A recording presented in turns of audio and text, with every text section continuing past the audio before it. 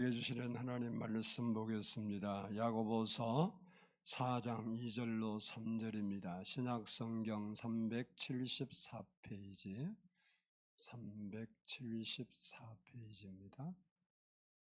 저와 한 절씩 나누어서 봉독하도록 하겠습니다.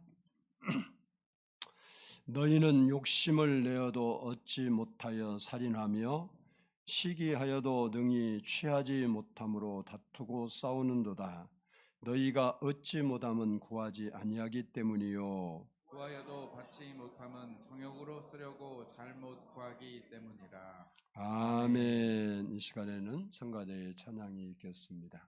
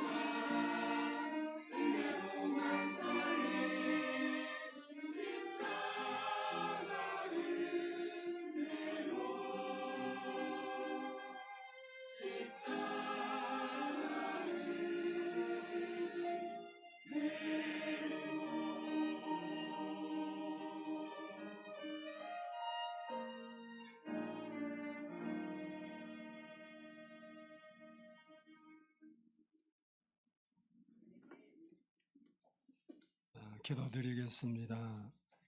주님의 십자가의 은혜로 구원을 받고 하나님을 섬기는 은혜 주신 것 감사합니다.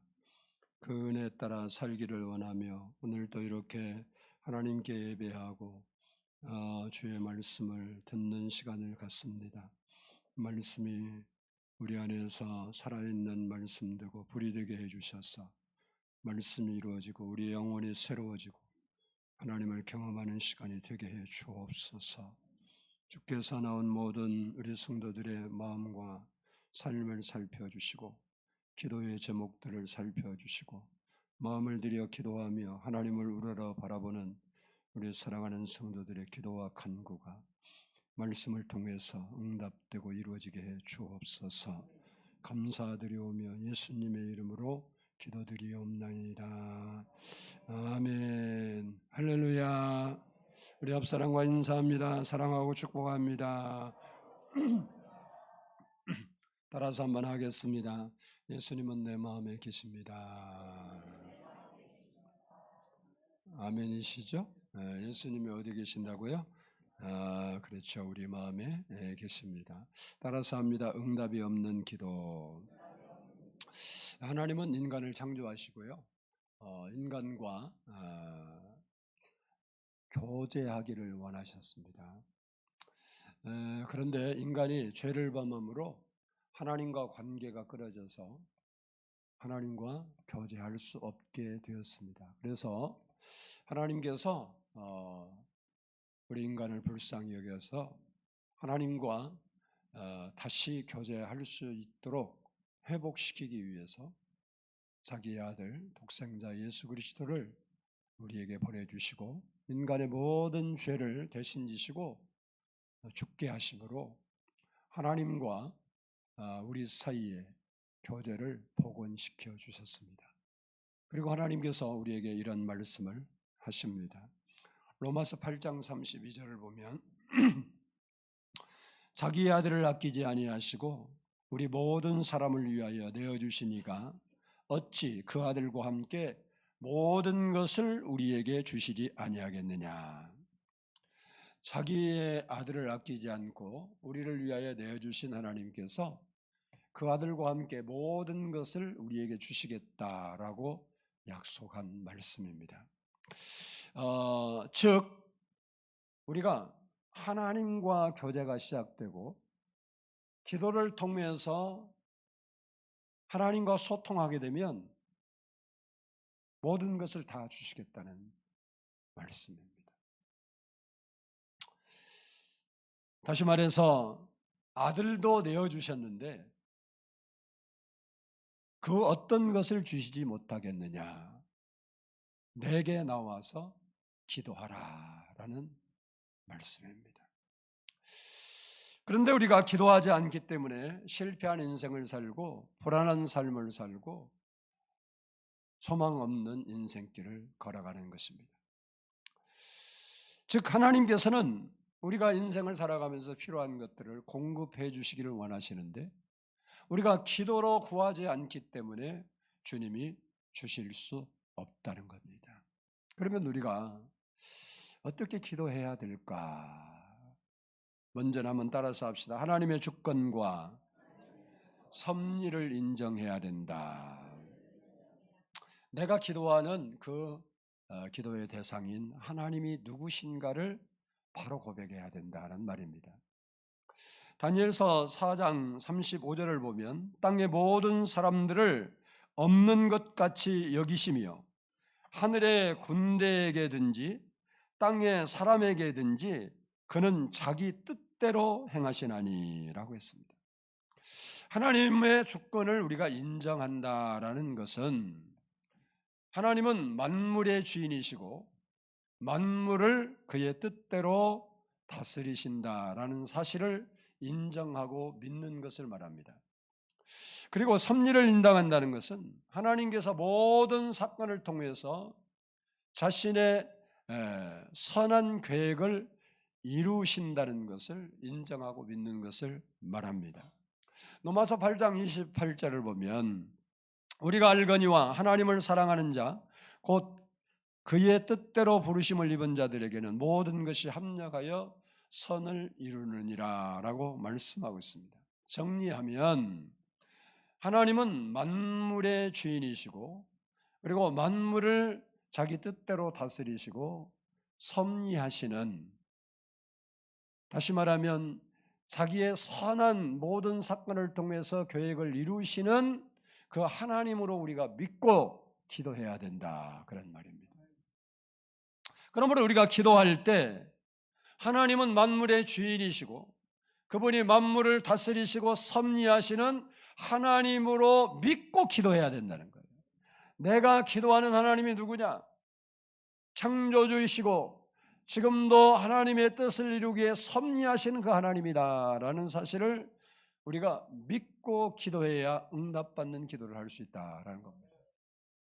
둘째는 따라서 합시다. 염려하지 말고 기도해야 한다. 빌립보서 4장 6절을 보면 아무것도 염려하지 말고 다만 모든 일에 기도와 간구로 아뢰라 그랬습니다. 염려는 하나님의 주권과 섭리를 믿지 못해서 생기는 겁니다. 내가 하나님의 주권과 섭리를 확실하게 믿는다 그러면 염려할 이유가 없어요. 그러므로 우리가 기도할 때 응답받는 기도가 되게 하려면 하나님께서 나에게 내 기도를 들으시고 좋은 결과를 주실 것을 믿고, 일단 어떤 기도를 하든 하나님께서 나에게 가장 좋은 결과를 주실 줄 믿고 염려를 버리고 기도해야 된다 말이에요. 이거 안 되면 어떨까, 저거 안 되면 어떨까, 이대로 안 되면 큰일 나는데, 이런 염려 쓸데없이 하지 말고 내가 기도하면 하나님께서 나에게 최선의 결과, 가장 좋은 결과를 주실 줄을 믿고, 왜? 그분이 만물의 주인이시고 그분이 만물을 다스리시고 그분의 뜻대로 섭리하시기 때문에 그분이 그런 분인 걸 믿고 기도하는 사람은 염려하지 않습니다. 왜? 우리가 염려해서 되는 게 없잖아요.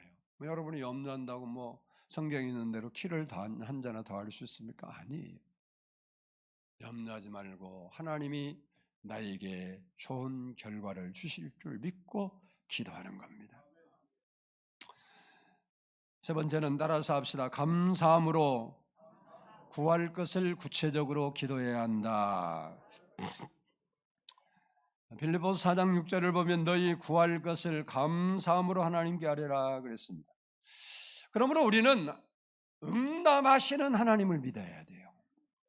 그 응답하시는 하나님을 믿고 감사한 마음으로 나의 상황을 구체적으로 기도해야 돼요.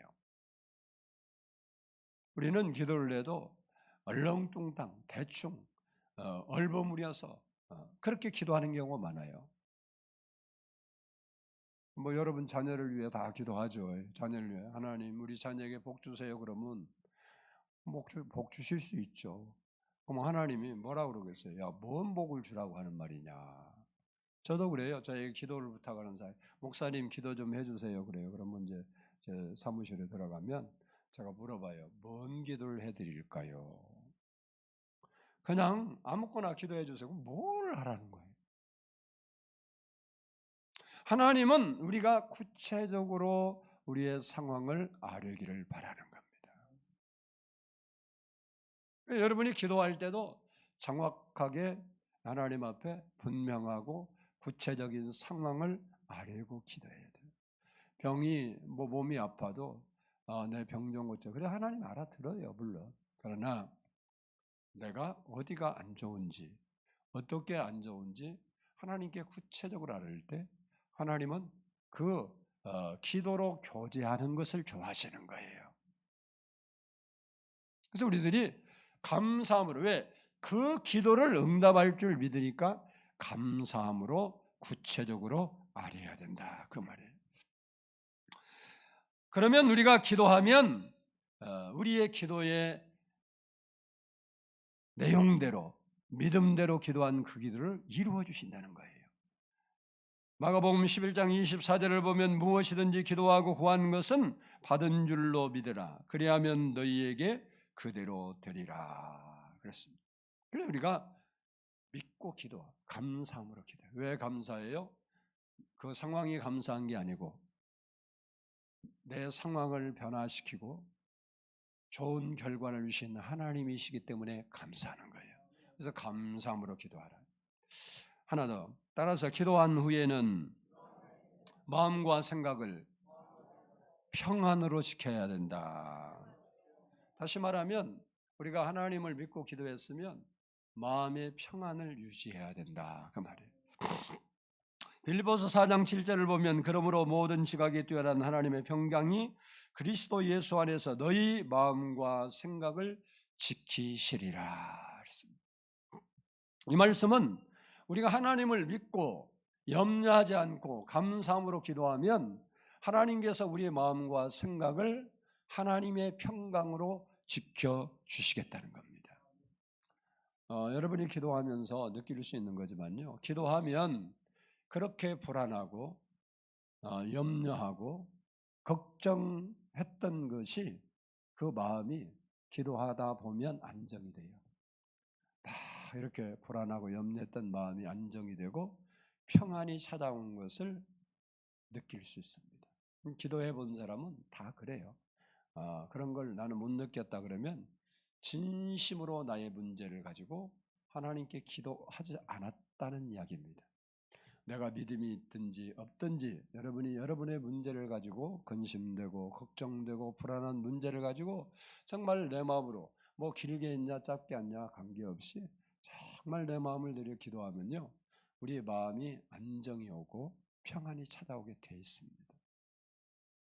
그런데 기도를 마치고 돌아서는 순간 다시 불안하고 염려가 되고 걱정이 되는 거예요. 그때 마음을 지켜야 되는 겁니다. 기도할 때 하나님께서 주셨던 그 평안을 계속해서 유지하는 것이 중요합니다. 아무리 하나님께서 우리의 마음과 생각을 지켜주시려고 해도 내가 내 마음을 바꾸면 소용이 없어요. 그래서 성경은 너를 지킬 만한 것보다 내 마음을 지켜라. 내 마음. 이 기도하고 우리가 요게 잘 안 돼요. 그래서 문제가 많아요. 그것이 뭐냐? 내가 하나님을 믿지 못하는 것이 되기 때문에 그래요. 베드로가요. 풍랑 때문에 죽어가는데 예수님 물 위에 걸어오는 거예요. 여러분 생각해 보세요.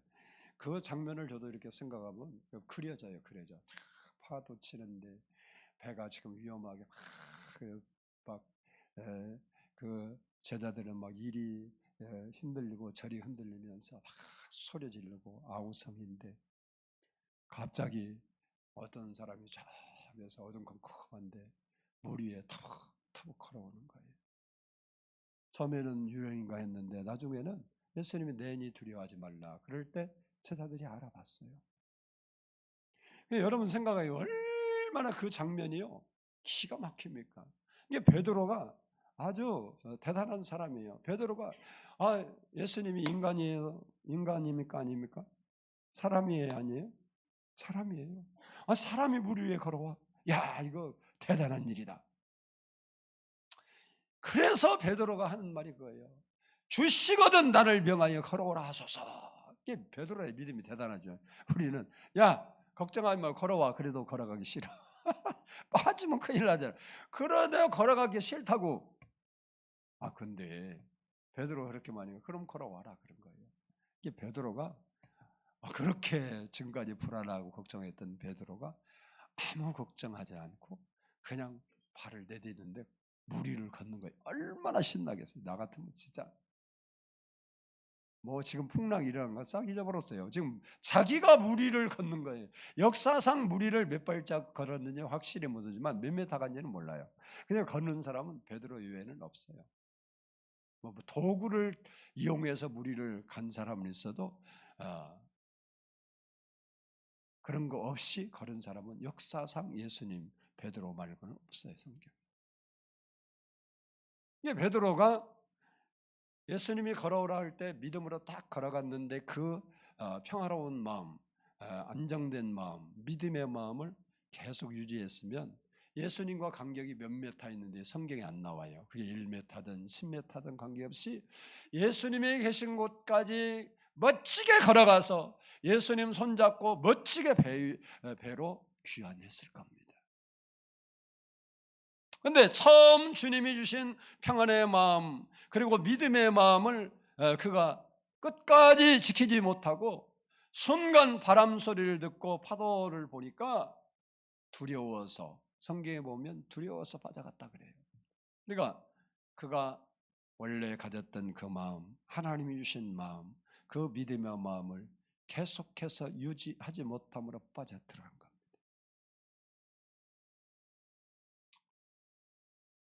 그래서 우리는 기도 후에 평안을 유지하는 것이 너무 중요합니다. 한나라는 여인은요, 아이를 낳지 못했어요. 요즘 사람들은 아이를 안 낳으려고 하잖아요. 근데 아이를 안 낳는 것은 성경적인 게 아니에요. 결혼도 안 하려고 그래요. 혼자 살면 이것은 절대 성경적인 게 아니에요. 하나님이 기뻐하시는 일이 아니에요. 할렐루야. 아멘. 크게 아멘. 결혼은 해야 된다. 아멘. 아이는 낳아야 된다. 그것이 하나님의 섭리예요. 왜? 내가 뭐 성경 안 얘기했어요? 성경이 그래요. 그것은 과학이 발달하고 인간의 삶이 세상적으로 가면 다 하나님의 말씀과 반대로 살고 싶어요. 근데 요즘은 결혼을 해도 아이를 안 낳으려고 그래요. 아이를 자기가 기른 것 같죠? 아니요. 10명 낳으면 10명 다 길러요. 누가 기른 줄 알아서 하나님이 길러요. 하나님은 어떻게 사람을 통해서 길러요? 그래서 아이를 많이 낳기 때문에 걔들이 멍청하고 공부를 제대로 못해서 사회에 적용 못하냐 그런 일 절대 없어요. 하나 낳았으니까 똑똑하게 잘 길러서 멋일 거다 착각 속에 살지 마라. 절대 그럴 일 없어. 그러니까 젊은이들은 날 수 있는 대로 막 낳으셔야 돼요. 이거 충성이요. 진이 나 바라보지 마. 내 차에 진이 아가씨가 계셔요. 그래서 야 내가 어디로 갈지 몰라 그러면 알았어요 알려드릴게요. 쫙 알려줘. 진이라니까 이름이. 여러분은 진이를 쓰는 분이 하나도 없구나. 옛날 그 내비 진이.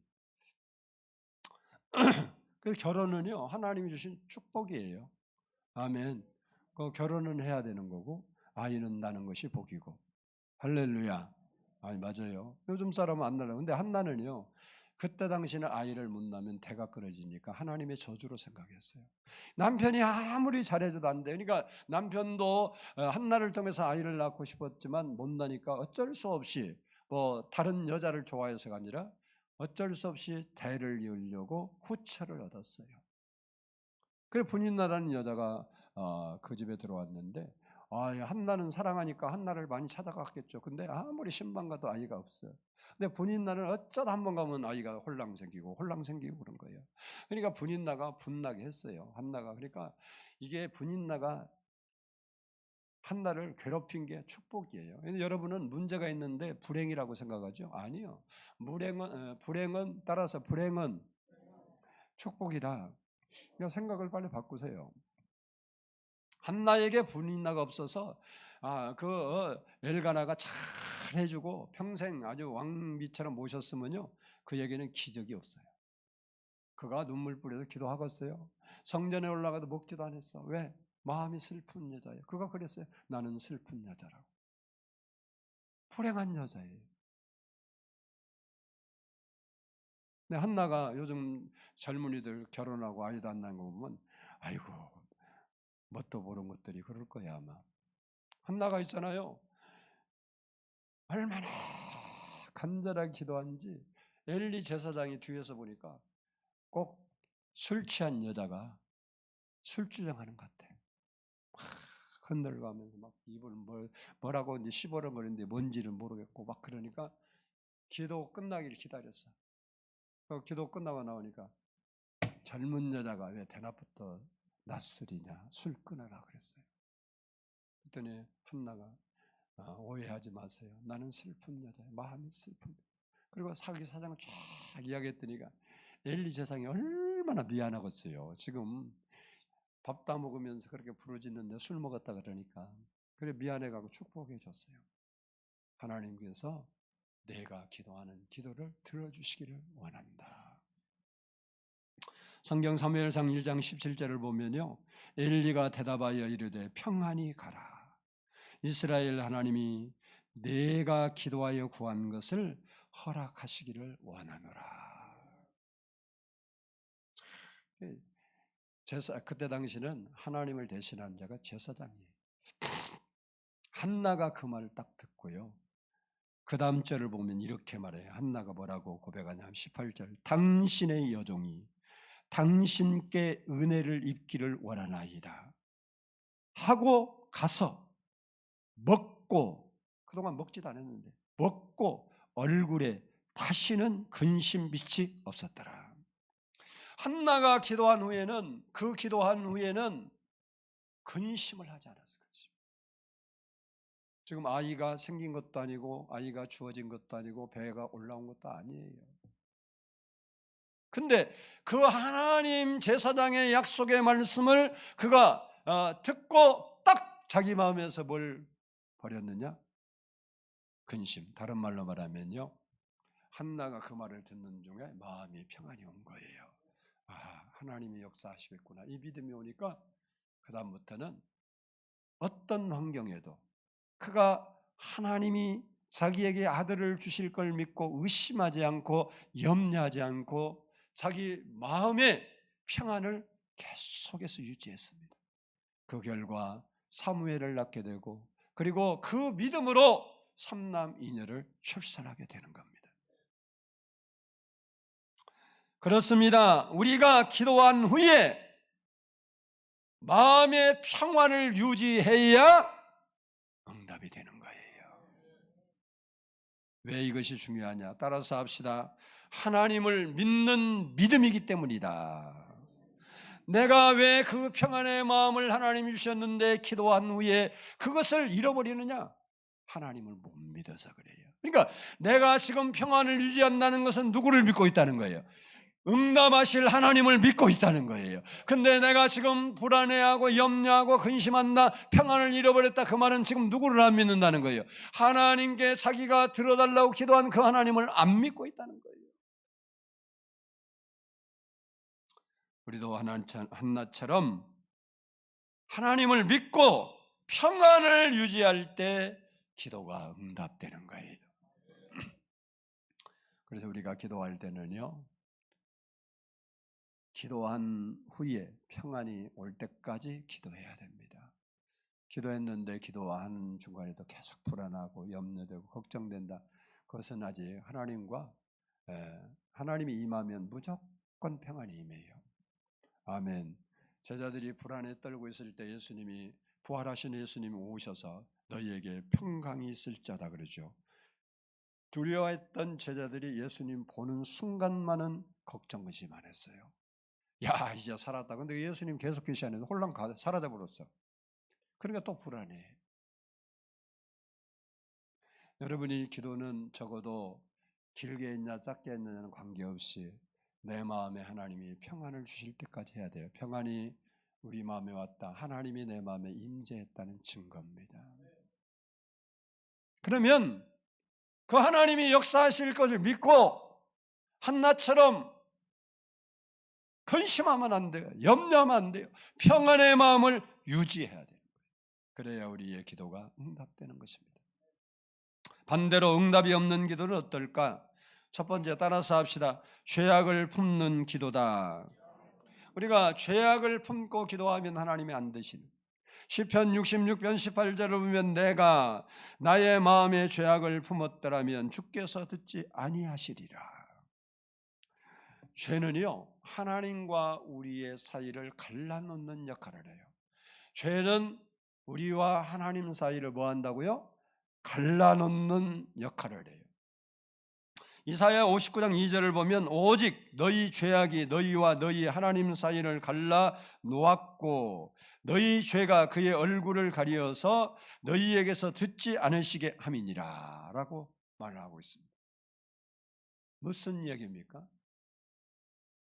하나님께서 우리의 기도를 들어주고 싶은데 죄의 담이 딱 막아서 못 듣게 했대요. 우리가 마음에 죄악이 있는데도, 죄가 있는데도 죄를 품고도 회개하지 않고 기도하면요, 아무리 간절히 기도해도 응답 절대 없습니다. 성경이 없어요. 그러므로 우리는 먼저 죄 문제를 해결해야 돼요.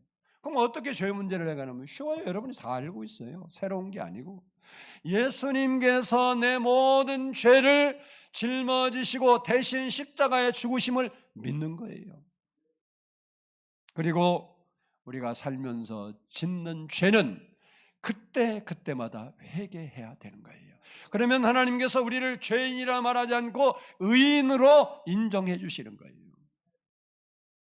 잠언 15장 29절을 보면 여호와는 악인을 멀리하시고 의인의 기도를 들으시느니라. 누구의 기도를 들으신다고요?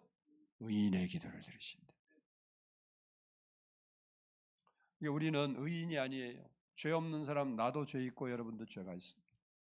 그러나 우리가 예수님이 내 죄를 지고 가신 것을 믿고 또 우리가 살면서 그럼에도 불구하고 우리가 실수하고 범죄하게 될 때 그때마다 자비로우신 하나님께 기도하면 우리의 죄를 용서해 주시고 우리를 죄인이라 말하지 않고 의인이라 해 주시기 때문에 우리의 기도가 연락되는 것입니다. 우리가 예수님을 믿고 회개하는 삶을 살 때 의인으로 인정하기 때문에 우리가 무엇을 기도하든지 응답 받을 수 있는 것입니다. 둘째는 따라 하십시다. 믿음 없는 기도. 하나님이 어떤 기도를 하느냐? 믿음 없는 기도예요.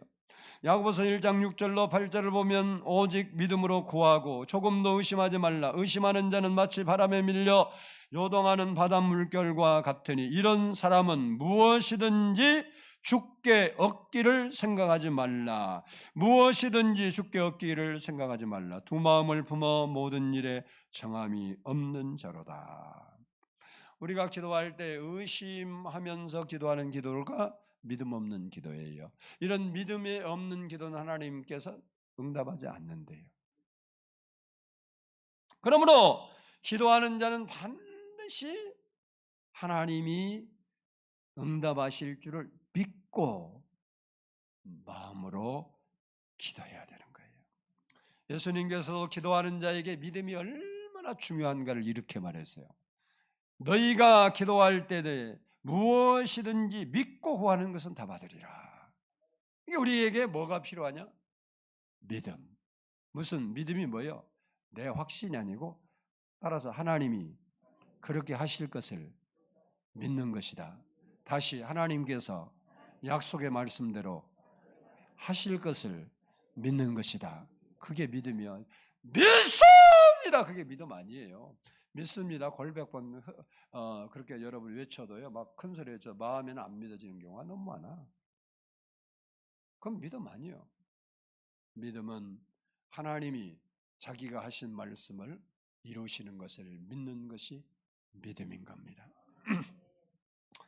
한 번은 맹인들이요. 예수님을 찾아와서 자기 눈 좀 띄어달라고 했어요. 그때 예수님이 맹인을 치료한 기사들이 성경에 많이 나오는데 할 때마다 뭐 진흙을 여기에서 하는 경우도 있고 뭐 그냥 말씀을 하시는 건데 이 사람들에게는요 예수님께서 물었어요. 내가 능히 이 일을 할 줄 믿느냐? 여러분 무슨 말이에요? 그래 나한테 고쳐달라고? 그래 그러면 진짜 너 내가 고쳐줄 줄 믿어? 이렇게 물으신 거예요. 그랬더니 이 소경 맹인들이 그랬어요. 주여 믿나이다. 내용은 그게 아닌데 내용이 그런 내용이 간단히 주여 믿나이다. 그랬더니 예수님 그래 너희 믿음대로 되라. 예수님이 아무 말도 안 해요. 너희 믿음대로다. 믿음이 얼마나 중요하냐. 그 맹인이 눈이 도수 요즘으로는 시력이 얼마로 회복되었을까요? 예수님이니까 2.0? 2.5도 있다고 그러더라고. 사람이 2.5도 있대요.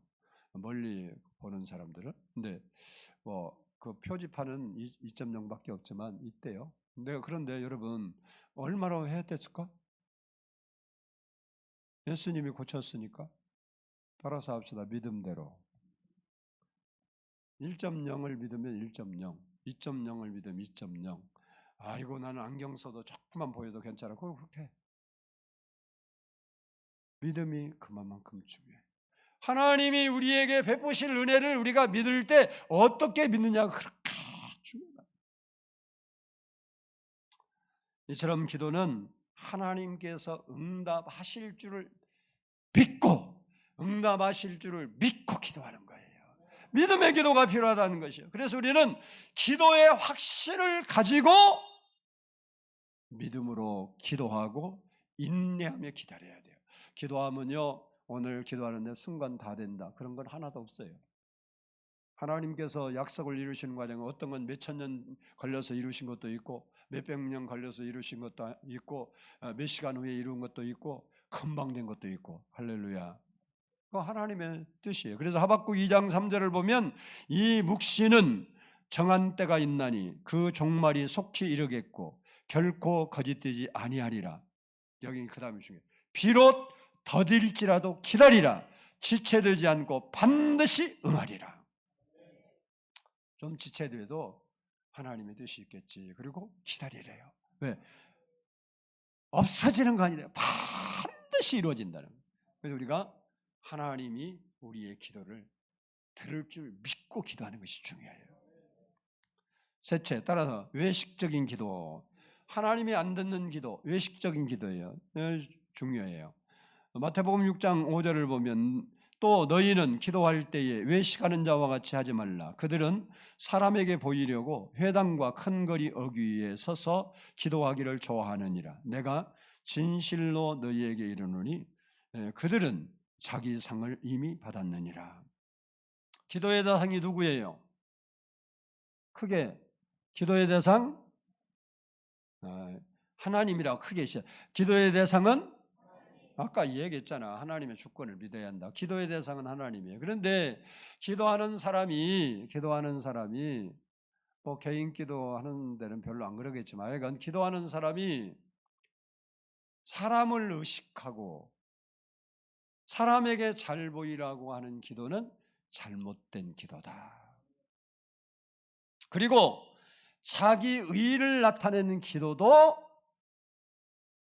사람 보기에는 멋질지 모르지만 하나님께는 외식하는 기도가 되기 때문에 듣지 않으신다. 그래서 기도는요, 하나님께 마음을 다해서 진심으로 하는 거예요. 진심. 사람도 이야기를 할 때 진심으로 하는 사람 말은 달라요. 들어보면요, 저게 그냥 하는 말인지 진짜로 하는 말인지 다르다고.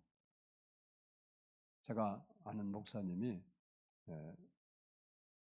이것도 들으면 안 되는데 사과 농사를 해갖고 전번에 복숭아 농사, 그분이 저를 저보다 연배인데 좋아해갖고 하면 좋은 걸 저한테 먹어보라고 보내줘요. 너무 미안해서 팔아주려고 제가 복숭아 팔아줄게, 몇 개나 남았어요. 우리 살 사람 있으면 제가 소개해드리겠습니다. 그랬더니 다 팔고 없다고 그러더라고.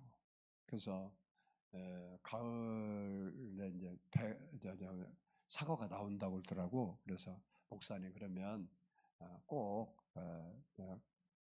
제가 몇 개는 팔아줄지 모르지만 몇 개든지 되는 대로 소개해드릴 테니까 저한테 넘기세요. 조금 그때 말 좀 해주세요. 그랬더니 그랬어요. 그리고 이제 이번 주에 사과를 또 보내줬더라고.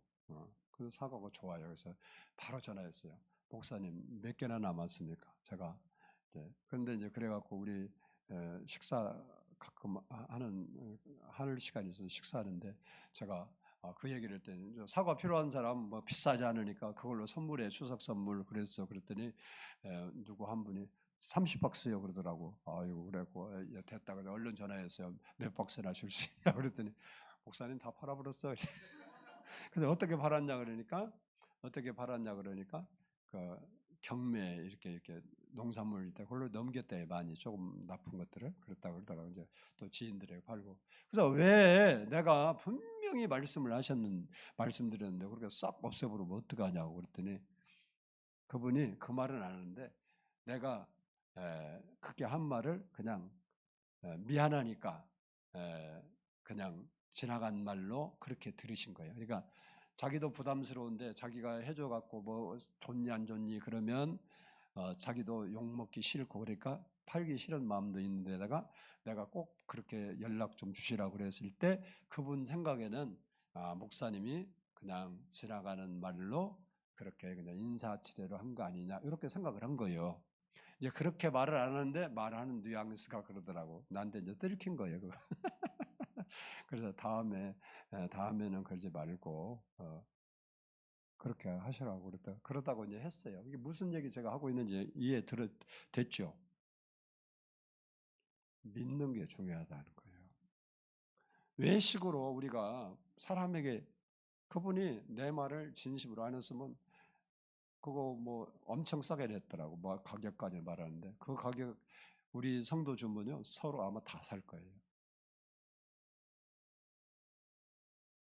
얼마나 묻지 마라 안 알려줘.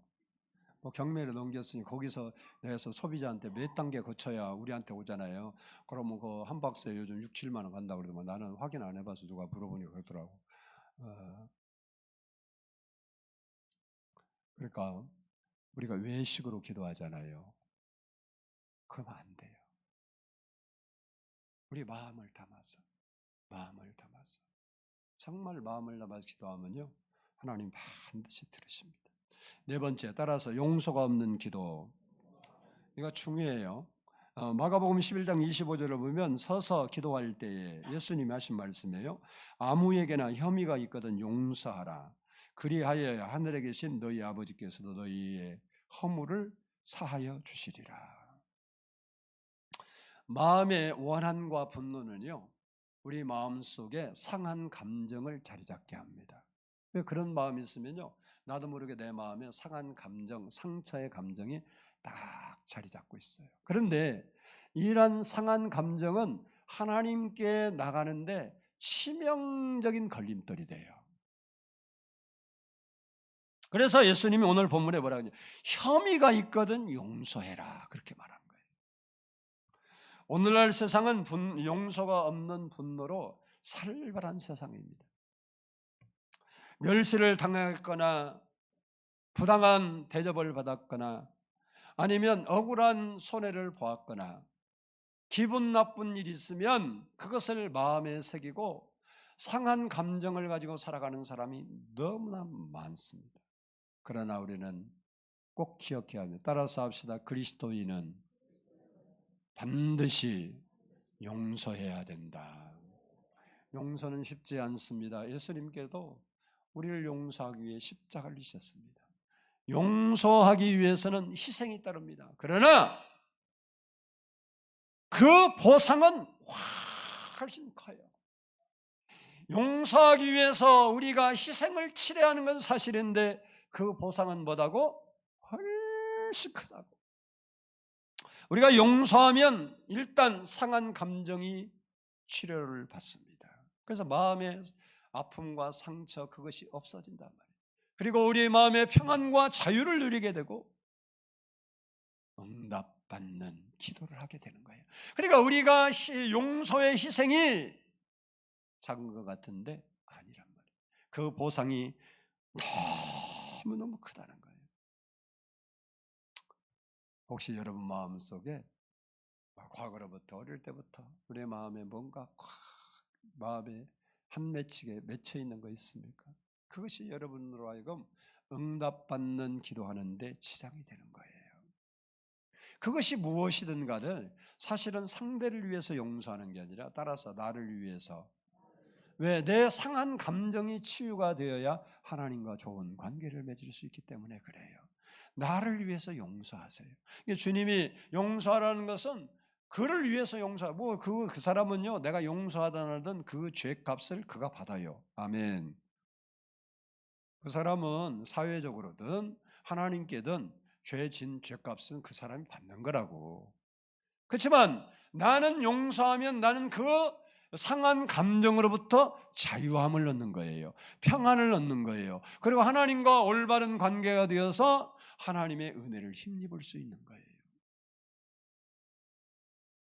그래서 여러분 마음에 혹시 상한 감정이 있으면 이유도 묻지 말고 따지지도 말고 그냥 예수님이 우리를 위해서 십자가에서 돌아가신 것이 우리에게 뭔 자격이 있어가 아니라 그냥 용서해 주신 것처럼 우리도 그 마음으로 여러분 마음에 묵은 감정, 상한 감정